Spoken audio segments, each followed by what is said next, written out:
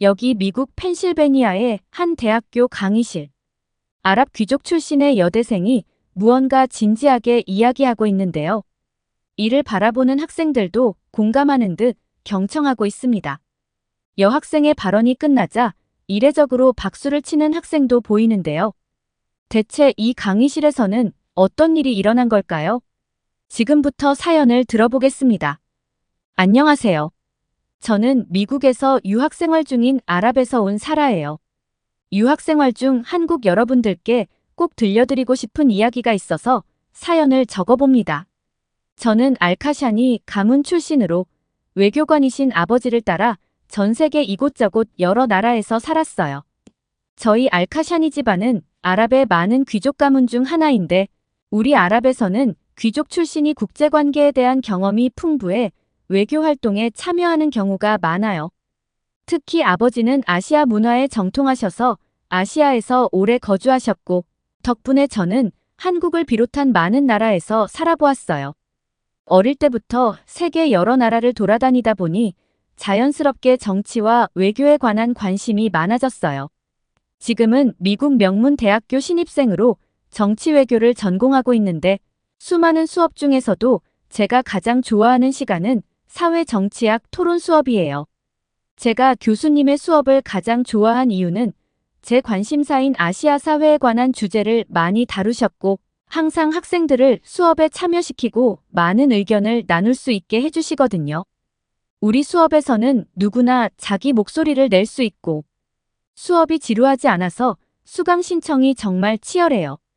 특히 한국 사회와 문화에 관한 강연에서는 손꼽히는 분이셔서 치열한 수강 신청 끝에 수업을 들을 수 있었죠. 어린 시절 살았던 많은 나라들 중에서도 한국은 저에게 가장 소중하고 행복한 곳이거든요. 특히 음악을 좋아하는 언니와 많은 동요와 가요를 흥얼거리며 뛰어다녔던 추억이 아직도 생생해요. 언니는 지금은 결혼을 해서 자주 볼 수 없지만 그때 들었던 노래를 다시 들으면 유년기에 저로 돌아간 기분이 든달까요? 저는 한국에 대한 애정이 큰 편이기도 하고 아시아 문화와 관련된 수업에는 적극 참여하는 편인데 교수님은 한국 사회에 대한 열정적인 연구 끝에 다양한 한국 방송에도 출연하셨죠. 제가 들었던 교수님의 강의는 아시아의 사회 문화 현상에 대한 내용이었어요. 특히 제가 가진 배경 지식이 많은 한국과 중국, 일본에 대한 수업이 가장 재미있었죠. 교수님은 제가 입학하기 전인 2018년 강의에서 한국의 방탄소년단을 주목하라고 했다는 일화는 전설처럼 내려오고 있어요. 21세기 시장 경제는 한류가 중심이 될 것이라고 말씀하셨죠. 교수님의 말은 현실이 되었지만 사실 저는 한류가 이렇게까지 사랑받을 걸 미리 짐작하고 있었어요. 제가 특히 한국을 좋아하는 건 저희 친언니의 영향도 무척 크거든요. 언니는 동방신기 JYJ의 오랜 광팬이고 한국을 떠난 후에도 한국 음악과 영상을 손에서 놓지 않았어요. 저도 자연스럽게 아랍어로 된 자막으로 K-드라마와 K-팝 가수의 영상을 엄청 보게 됐죠. 그래서 아주 어릴 때부터 한국의 문화에 익숙하고 관심이 많을 수밖에 없는 환경이었죠. 자연스레 다른 친구들보다 아는 것도 훨씬 많았고요. 그래서 저는 이 수업은 저를 위한 수업이고 제가 꼭 들어야 할 수업이라고 생각했어요. 그런데 이 수업을 듣는 모든 학생들이 한국과 관련된 주제를 좋아하지는 않았어요. 그 수업에는 몇 명의 아시아 출신 친구들이 있었는데 특히 중국인의 숫자가 많았어요. 수업 중 교수님이 한국의 우수성을 이야기할 때면 중국 학생들은 비아냥거리는 거만한 표정을 짓곤 했어요. 한국은 중국을 형님의 나라로 깍듯하게 모시던 속국이라고 비웃었죠. 그런 게 한두 번이 아니라서 학생들도 듣기 싫은 싸늘한 반응이었어요. 이날도 교수님은 한국 문화에 대해 설명하고 계셨어요. 한국은 오래된 역사와 전통을 가지고 있어 문화적 깊이가 풍부하다고 하셨죠. 한국 문화의 우수성, 한류가 성공할 수밖에 없었던 이유를 설명하셨어요. 저도 제게 발언권이 왔을 때 한국에서 느꼈던 경험을 이야기했죠. K-팝과 K-드라마, 한국의 먹거리, 한복과 한옥의 아름다움, 온돌의 경험담 등 제가 한국에서 경험한 많은 것들에 대해서 신나게 이야기했어요. 바로 그때 중국인 남학생 한 명이 슬금슬금 손을 들더니 말하는 거예요. 저건 모두 중국을 베낀 거예요.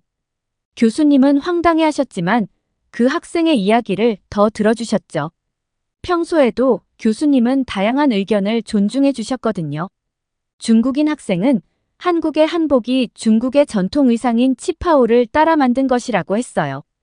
국토가 매우 넓은 중국에서는 소수 민족에 따라 조금씩 다른 모양의 치파오가 발달했는데 일부 소수민족이 입는 전통 복장을 한국에서 그대로 따라해 훔쳐갔다는 것이죠. 한국에서 치파오를 한국의 전통 복장으로 우기고 있다고 화를 내더라고요. 한국 문화에 대해 지식이 많은 저는 무슨 말도 안 되는 소리인가 싶었죠. 얼마 전에 아랍에서 한국 문화를 주제로 K컬처 페스티벌이 열렸는데 메인 테마가 한국의 패션이고 한복 패션쇼도 개최한다고 해서 관련 자료를 살펴봤었어요. 저도 공부를 마치고 아랍에 돌아가면 정치, 사회, 문화적으로 기여하고 싶은 마음이 크고 그게 제가 마땅히 해야 할 역할이자 책임이라고 생각하기 때문에 아랍의 새로운 이슈에 대해서는 늘 모니터링을 하는 편이거든요. 제가 다음 말을 생각하고 있던 찰나에 남학생은 더 큰 목소리로 비아냥거리기 시작했어요. 한국은 중국의 속국인 주제에 위대한 중국의 문화를 훔친 것도 모자라서 원조인 척 우기는 거짓말을 하는 나라라고요. 강의실 분위기는 빙하기가 된 듯 차가워졌어요. 일순간 정적이 흐르고 분위기가 싸해졌죠. 하지만 저는 차분하게 대답했어요. 이건 실제로 제가 한국에서 눈으로 보고 귀로 들은 것이고 거짓은 하나도 포함되어 있지 않다고요. 실제로 한국에서 그들의 문화를 겪어보았고 어떤 역사를 가지고 있는지 배경 지식을 가지고 말하는 거라고요. 중국 정부는 인터넷 검열과 정보 통제를 강력히 추진해서 다른 나라의 검색 포털은 접속이 안 될 텐데 객관적인 정보를 습득한 적도 실제로 한국에 가본 적도 없으면 그 주장이야말로 정확하지 않다고 했어요. 중국 애들이 자국의 폐쇄성에 대해 컴플렉스를 가지고 있는 걸 알고는 있었지만 치사하다고 해도 너무 짜증이 나서 어쩔 수 없었어요. 저는 목소리만 높이지 말고 증거와 경험을 바탕으로 이야기하라고 했죠. 그런데 중국 남학생은 워낙 오래된 소수민족의 역사라서 기록이 없다는 뻔뻔한 말을 하는 거예요. 저는 교수님께 이런 의미 없는 언쟁은 다른 학생들에게도 피해가 될 것 같다고 말했고 교수님은 다음 수업 시간에 한국이 중국의 전통 문화를 베꼈다는 증거를 가져온다면 다시 발언권을 주겠다며 마무리했습니다. 하지만 명확한 증거 없이 주장만으로 따지는 비상식적인 행동을 한다면 다음 토론 수업에는 참여할 수 없다고 했죠. 중국 남학생은 교수님의 경고가 끝나기 무섭게 강의실 문을 발로 차서 뛰쳐나갔고 다음 수업 때는 아무런 증거를 가지고 오지 못했죠. 하지만 중국 남학생은 학기 내내 한국 험담을 늘어놓았어요. 예전부터 한국이 중국을 부러워해서 중국의 문화를 베낀 것이고 중국의 학자인 공자를 한국인으로 우기기까지 한다는 거예요. 미세먼지의 원인을 중국인 것으로 모함해서 국제적인 책임을 떠넘기고 있다는 말도 했죠. 하지만 이 모든 주장에 단 한 번도 증거를 제시하지는 않았어요. 언제나 학생들의 의견을 존중해 주시던 교수님도 참지 못한 날이 있었는데요. 바로 한국의 언어인 한글에 대해 이야기했던 날이었어요. 중국 학생은 중국의 문자인 한자를 베껴 만든 것이 한글이라고 주장했고 저는 그건 사실과 다르다고 반박했어요. 한국 생활을 마치고 아랍으로 귀국했을 때 세종학당에서 한국어 교육보조 자원봉사를 한 적도 있거든요. 이날은 교수님까지 훈민정음을 만든 이유와 과정이 역사적 증거로 명확하게 나와 있다고 이야기하시며 이런 언어는 세계 어디에도 없고 한국 문화의 우수성이 담긴 문자라고 설명해 주셨어요. 하지만 중국 남학생은 한국이 국제사회에 로비를 해서 증거를 조작한 것이라며 연극은 영원할 수 없다고 길길이 날뛰었죠. 학기 내내 중국 학생들의 시비는 계속되었습니다. 제가 어릴 적 살았던 한국은 그 어느 나라보다 다정하고 따뜻한 곳이었는데 중국 학생이 하도 진짜인 것처럼 우겨서 아주 가끔은 저까지 긴가민가 할 정도였어요. 분명한 것은 중국 학생의 태도가 너무 불량했다는 것이었죠. 증거도 없이 무례하기 짝이 없는 행동에 화가 치밀어 올랐습니다. 모두 열심히 공부해서 명문대에 왔고 비싼 학비를 내고 듣는 수업인데 다른 학생들에 대한 배려 없는 중국 남학생의 행동이 선을 넘었다고 생각했어요. 게다가 차분하게 이야기해도 될 말을 나중에는 고래고래 고함을 치기까지 해서 머리가 지끈지끈 아팠죠. 어느 날 아시아의 국방과 관련된 수업을 진행하는 날이었어요. 국가별 국방력에 대해 토론하다가 한국의 국방력이 화두에 올랐습니다. 한국은 전 세계 유일의 분단 국가였기 때문에 학생들의 관심이 고조되었죠. 한국 군대에서 사용하는 무기와 전략, 북한 및 인접 국가와의 국방력에 대한 이야기가 진행되고 있었죠. 그러자 문제의 중국 학생이 손을 들고 소리쳤어요. 중국의 속국인 한국보다 대국인 중국의 국방력에 대해 논해야 한다고요. 한국과 미국의 전략적 동맹, 지리적 국방 정책의 변화 등 진지한 토론이 이어지는 가운데 뜬금없이 한국을 무시하는 발언을 하기에 저건 무슨 뚱딴지 같은 소리인 건지 수업의 흐름을 순식간에 망쳐버리는 태도에 짜증이 났습니다. 몇몇 학생들에게서도 볼멘 소리가 나오기 시작할 때쯤 교수님께서 중국 남학생에게 왜 중국의 국방력에 대해 토론해야 하는 이유가 있는지 물어보셨어요. 중국인 남학생은 중국 국방력이 세계 3위라며 한국은 5위밖에 되지 않으니 하찮은 한국보다 중국에 대해 이야기하는 것이 생산적이라고 했죠. 게다가 아시아에서는 압도적인 1위를 차지한다며 중국의 국방력에 대해 토론해야 할 이유가 충분하다고요. 전쟁이 발발했을 때 중국은 7억 명 이상의 군인을 동원할 수 있지만 한국은 겨우 2천만 명뿐이라며 상대가 안 된다고 했죠. 중국의 국방력을 설명하는 와중에도 사사건건 한국과 비교해 우위에 있고 싶어 하는지 의아했어요. 이쯤 되니 한국에 대해 자격지심이 있는 건 아닌지 의심스럽더라고요. 중국 학생이 병력 규모를 설명하며 만족스러운 표정을 짓고 있을 때 교수님은 군인의 숫자는 중국이 압도적으로 많지만 국방력은 군수물자, 국가 간 국방전략, 지리적 위치 등을 종합해 판단해야 한다며 한국의 국방력은 세계 최고 수준임이 확실하다고 강조하셨죠. 그러자 중국 남학생은 더 이상 참을 수 없다며 얼굴을 잔뜩 구긴 채 목소리를 높이기 시작했어요. 안 그래도 쩌렁쩌렁한 목소리에 귀가 아픈데 언성까지 높이기 시작하니 입을 틀어막고 싶었어요. 중국 남학생은 한국이 중국에게 도전하는 순간 한국은 1시간 만에 가루로 만들어버릴 수 있다고 자신했는데 강의실에서 그 말을 믿는 사람은 아무도 없었습니다. 참다 못한 교수님이 정확한 근거를 바탕으로 말하라고 이야기하자 그 학생은 중국이 얼마나 많은 헬기와 미사일, 레이더를 갖추고 있는지 설명하더라고요. 그런데 놀라운 것은 교수님의 반응이었어요. 눈 하나 깜빡하지 않으시더라고요. 제 기준에서는 여태 중국 남학생의 발언 중 처음으로 근거 있는 주장이었고 국방력에 대한 순위는 전 세계 국가들이 인정하는 지표이기 때문에 신뢰할 수 있었기 때문이죠. 중국 남학생의 주장대로라면 한국은 중국에게 세 발의 피도 안 되는 상황이 틀림없었어요. 교수님은 의기양양한 중국 학생에게 단순한 숫자로는 중국이 앞서 나간 것처럼 보일 수 있지만 한국을 1시간 만에 가루로 만드는 것은 영화 속에서나 가능한 일이라고 하셨습니다. 중국 남학생은 교수님이 한국을 편애한다며 고함치기 시작했어요. 한국에서 인기가 많으니 한국을 더 좋아하는 것이라며 무례한 말들을 쏟아냈죠. 교수님은 아무리 한국에 대한 악감정이 있다고 해도 사적인 감정에 치우쳐서 진실을 부정하는 것만큼 바보 같은 행동은 없다며 중국 남학생을 크게 꾸짖으셨어요. 더 이상 다른 학생들의 정당한 수업권을 침해하는 행동은 용서하지 않을 것이며 수업 방해에 대한 감점 규정을 신설할 수 있다고 하자 중국 남학생은 입을 다물었죠. 교수님은 단순히 숫자로만 국방력을 판단할 수 없다며 국제사회의 통찰력을 길러야 전문가가 될 수 있다고 말씀하셨어요.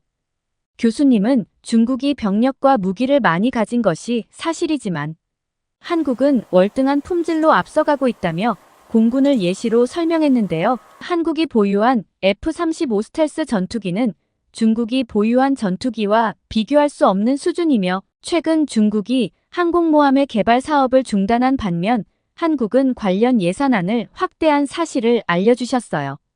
중국 학생은 한국에서 예산안 늘려봤자 중국에 한참 못 미칠 거라며 비웃었죠. 화가 난 교수님은 기사를 검색해 보여주셨는데 유럽 방어막인 나토의 최전선 폴란드에서 한국산 무기를 대량 도입하고 있다는 뉴스였어요. 폴란드에서는 한국 첨단 무기의 기술력, 빠른 제작 속도, 최고의 성능, 한국에 대한 국가적 신뢰로 대량 수입을 결정했다는 것이었죠. 교수님은 북미와 유럽 등 서방 국가들의 전략적 요충지인 폴란드가 한국의 무기로 전면 재정비를 하고 있는 상황에서 한국의 국방력을 비웃을 수 있냐고 물어보자 중국 남학생은 분하다는 듯 몸을 부들부들 떨면서도 한국의 국방력을 헐뜯더라고요. 한국은 전 세계에서 유일하게 전쟁 중인 나라라며 북한을 무력 통일시키고 민간인을 군부 권력으로 통제하기 위해 국방력을 준비하는 것뿐이라고 말했죠. 중국은 아버지의 나라로 아시아의 경찰 역할을 하기 위해 국방력을 관리하는 것이며 한국은 전쟁을 일으켜 권력을 독점하기 위해 국방력을 강화하는 것이라고요. 그때 참다 못한 저는 중국 학생의 말은 들을 가치가 없어서 황당했어요. 그때 교수님이 강의실 화면에 한국과 중국의 지도를 띄워 보여주셨어요. 땅 덩어리의 차이가 어마어마했습니다. 중국에 비하면 한국은 잘 보이지도 않을 정도로 작았어요. 교수님은 이 작은 땅에서 1000번도 넘는 전쟁이 있었다고 했습니다. 게다가 중국의 침략이 반 이상을 차지했죠. 충격적인 사실은 한국은 중국에게 단 한 번도 먼저 싸움을 건 일이 없었다는 것이었어요. 한국은 전쟁을 좋아하지 않는 나라이고 외부의 침략으로부터 스스로를 지키기 위해 국방력을 길러온 역사를 가지고 있다고요. 모든 학생들은 동의할 수밖에 없었습니다. 저는 그 작은 나라에서 1000번이 넘는 공격에도 꿋꿋하게 나라를 지켜냈다는 사실이 놀라웠어요. 숫자와 크기가 중요한 것이 아니라는 교수님의 가르침의 증거가 바로 한국인 거예요. 교수님은 상기된 분위기를 가라앉히자며 쉬는 시간을 제안하셨어요. 저는 얼른 구글을 켜서 중국과 한국의 전쟁사에 대해서 찾아보기 시작했어요. 한국의 전쟁 역사는 흥미진진했어요. 놀라운 전술로 적을 물리친 장군의 이야기도 있었고 민간인들이 힘을 합쳐 적을 물리친 전쟁도 있었습니다. 전쟁이 숫자와 규모로 결정되지 않는다는 것을 다시 한번 느낄 수 있었죠. 그리고 그 나라의 문화적 특성은 시간이 지나도 변하지 않는다는 것을 느꼈어요. 중국 학생이 사사건건 한국 이야기에 거품을 물고 공격적이었던 것과는 달리 제가 만난 한국 사람들은 배려심 넘치고 정말 친절했거든요. 이제 강의실에 있는 모든 사람들의 의무는 명확해졌어요. 중국 남학생은 한국에 대해 자격지심을 가진 것이 분명했죠. 그는 중국만이 세계의 중심이고 세상에서 가장 뛰어난 인류가 중국인이라고 믿고 있었어요. 그 중국 학생은 여전히 무례한 태도로 눈과 귀를 닫은 채 근거 없는 이야기들을 쏟아내고 있어요. 이런 어처구니 없는 행동이 반복되면 성적에도 불이익을 받을 것이 뻔한데 하루라도 빨리 꿈에서 깨어나 현실을 인정했으면 좋겠어요. 저는 이번 기회에 한국에 대해 더 공부하고 싶다는 생각이 들었어요. 한국 문화와 사회를 좋아하고 관심도 많지만 역사적으로는 아직 모르는 게 많은 것 같아요. 저도 공부를 마치면 아버지처럼 국제사회의 정치, 사회, 외교 분야에서 다양한 활동을 하게 될 텐데 저희 집안의 명성에 누가 되지 않도록 제대로 된 한국과의 가교 역할을 하고 싶다는 생각을 해요. 언젠가 당당하고 멋진 글로벌 파트너가 되어 한국에 계신 여러분을 만날 수 있는 날이 꼭 왔으면 좋겠어요. 이 사연은 미국의 명문 대학교에서 일어난 소동이었는데요. 아랍에서 온 사라 씨의 사연이었습니다. 사연에 등장한 중국 학생이 아직도 혼자만의 세상에 갇힌 채 눈과 귀를 막고 살고 있을지 궁금하네요. 언젠가 국제사회에서 멋진 파트너로 활약하고 있을 사라 씨를 응원합니다. 오늘 사연은 여기까지입니다. 오늘의 사연이 즐거우셨다면 구독과 좋아요, 알림 설정 부탁드립니다. 해외의 다양한 이야기를 들려드리는 감동특공대 윤하경이었습니다. 끝까지 시청해주신 모든 분들 고맙고 감사합니다.